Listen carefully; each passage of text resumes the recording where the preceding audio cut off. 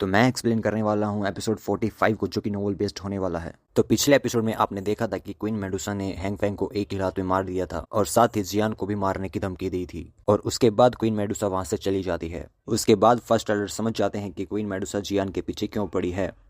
इसलिए first Elder जियान से पूछते हैं कि बेटा, तुमने इतनी पावरफुल लड़की के साथ तुमने वो कैसे कर लिया, क्योंकि फर्स्ट एल्डर को कुछ भी नहीं पता था कि जियान ने मैग्मा वर्ल्ड के अंदर क्या किया था। वहीं पे जब जियान ये बात सुनता है तो जियान को शर्म आने लगती है और उसे थोड़ा बुरा भी लगने लग जाता है, क्योंकि बिना शादी के इस कॉन्टिनेंट में ऐसा करना बुरा माना जाता है। फर्स्ट एल्डर जियान की तरफ देखते हैं तो उनके चेहरे पर उन्हें शर्मिंदगी दिखाई देती है।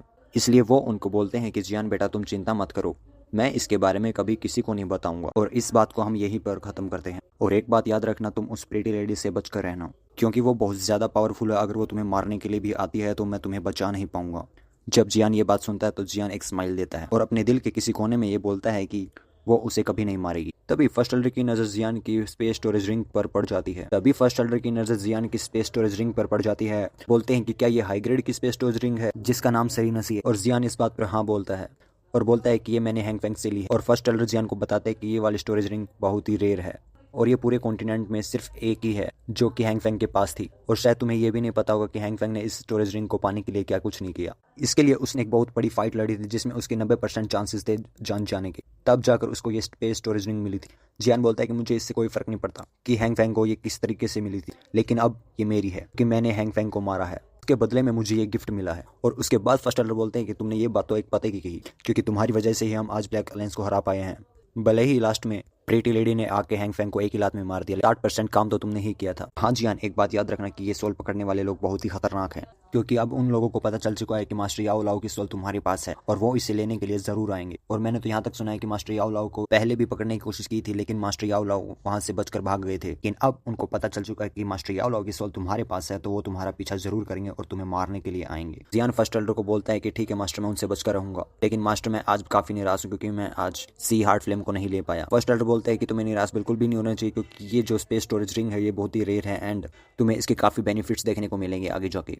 तो जियान बोलता है कि मास्टर आप ये बात तो बिल्कुल सही कह रहे हो। रही बात सोल पकड़ने वाले लोगों की, भले ही वो मेरे पीछे ना आए, लेकिन मैं उनसे पावरफुल बनकर मैं उनको खत्म कर दूंगा। बात सुनकर फर्स्ट एल्डर काफी शौक हो जाते हैं और फिर वो सोचते हैं कि अरे जियान तो हमारा हीरो है और वो कुछ भी कर सकता है। फर्स्ट एल्डर बोलते हैं कि अभी हमें जियान अकेडमी जाना चाहिए और थोड़ा सा रेस्ट करना चाहिए हमें। ये सब बोलकर फर्स्ट एल्डर वहां से जाने लगते हैं।